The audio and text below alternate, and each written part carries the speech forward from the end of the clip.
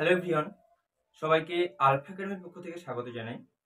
আজকে আমরা যে টপিক নিয়ে আলোচনা করব সেটা হলো বিএসসি ফিজিক্সের সিলেবাস আর বই। কোন কোন বই তোমরা পড়বে, কোন কোন বই ফলো করবে, সেই সব বই নিয়ে আমরা আলোচনা করব।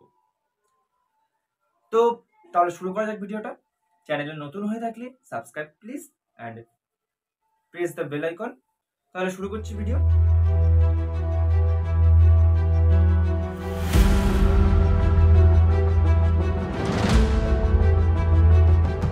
প্রথমে তোমাদের একটু সিলেবাস নিয়ে আলোচনা করে দিই, তারপরে বই নিয়ে আলোচনা করে দেবো, ঠিক আছে? প্রথমে যদি সিলেবাসের কথাই আসি, তাহলে নিট 2020 সিসিএফ এর আন্ডারে এখন সমস্ত অনার্স বা যারা কলেজে পড়ছো তারা সব ওই সিসিএফ এর আন্ডারেই পড়ছো।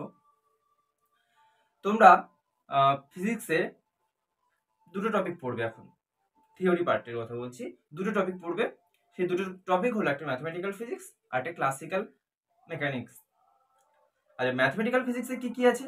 ম্যাথমেটিক্যাল ফিজিক্সে আছে প্রিলিমিনারিজ, মানে তোমাকে একটু তৈরি করে নেবে, তুমি কি জেনে এসছো বা না এসছো সেটাতে উপর ভিত্তি করে তারপর তোমাকে একটু তৈরি করে নেবে। ফেক্টর এসব, মানে তোমার ডিফারেন্সিয়াল ইকুয়েশন আছে, তারপরে আছে তোমার ওই ইন্টিগ্রেশন, এইসব কিছু তৈরি করবে, তোমার বেসিকটা তৈরি করে নেবে ফিজিক্সে।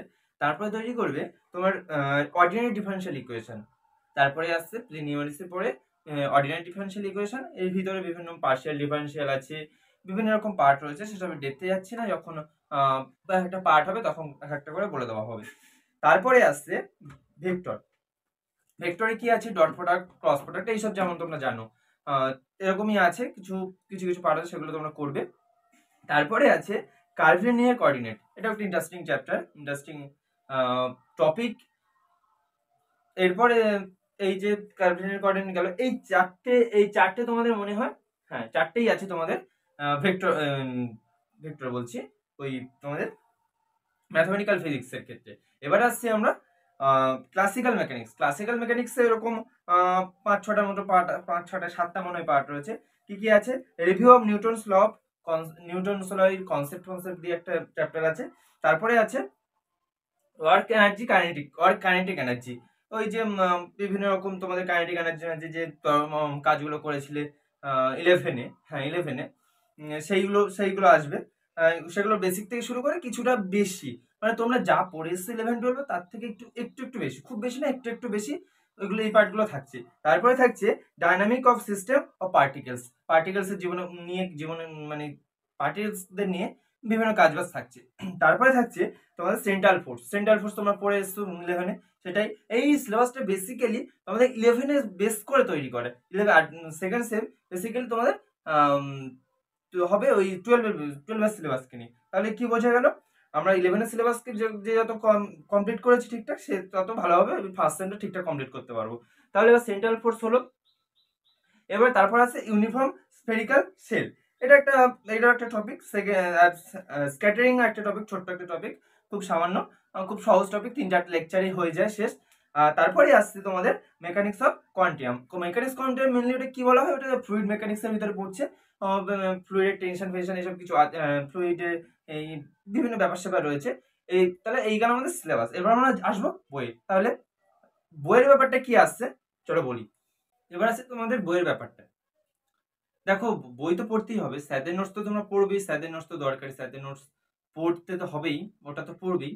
পাশাপাশি একটু বইটাও দেখবে, স্যার যে টপিকটা পড়াবে সেই টপিকটার উপর বইয়ের যে চ্যাপ্টারটা, যে টপিক করা আছে, যে আরো গুছিয়ে লেখা আছে, দেখবে তোমার খাতায় তো সবকিছু থাকবে না। সব যখন তুমি নোটস করবে, তখন তুমি যখন যেটা বুঝতে পারছো না সেটা তুমি দেখবে বইতেই ভালোভাবে দেওয়া আছে।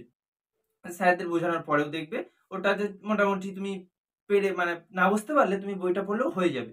এবার তার সেই জন্য তোমাকে বইটা দেখতে হবে। তাহলে কিছু কিছু বই তোমাকে আমি একটু সাজেস্ট করব, তুমি সেই বইগুলো পিডিএফ পেয়ে যাবে, সেই বইগুলো কিনতেও পেয়ে যাবে।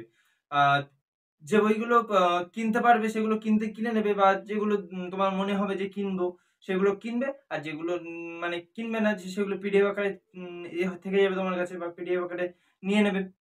এবার যদি তোমাদের পিডিএফ কারো লাগে, কোনো জায়গায় যদি না পাও পিডিএফ এর প্রয়োজন, তাহলে আমাকে কন্ট্যাক্ট করবে বা আমাকে মেসেজ করবে, আমি দিয়ে দেবো। আমার নাম্বার ডিসক্রিপশনে দেওয়া থাকছে। তাহলে আসা যাক বইয়ের কথায়। প্রথমত বলি, তোমাদের দুটো দুটো পার্ট রয়েছে, ম্যাথমেটিক্যাল ফিজিক্স আর রয়েছে ক্লাসিক্যাল মেকানিক্স, তাই তো? ক্লাসিক্যাল মেকানিক্স এটা পরে আসছি আমি। ম্যাথমেটিক্যাল ফিজিক্স আর ভেক্টর পার্টটার জন্য একটা বই, ভালো বই আছে, সেটা হলো স্পাইজেল। স্পাইজেল হলো ভেক্টরের জন্য ঠিকঠাক বই, একদম ওর কোনো বিকল্প হয় না। তাই স্পাইজেল বইটা তোমরা ভেক্টরের জন্যই নাও।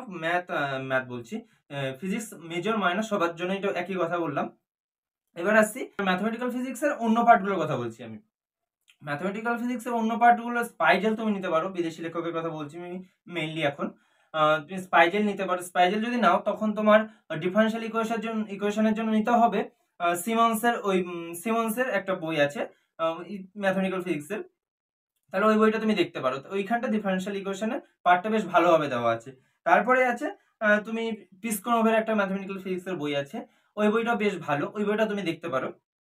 তারপর তুমি মেকানিক্সের যদি ফ্লুইড মেকানিক্সের কথা ভাবো, তাহলে তুমি ফ্লুইড মেকানিক্সের ল্যান্ডু বলে একজনের বই আছে, তার ফার্স্ট চ্যাপ্টারের জন্য ফ্লুইড মেকানিক্সের ফার্স্ট চ্যাপ্টারের জন্য ফার্স্ট পার্টটা দেখতে পারো তুমি।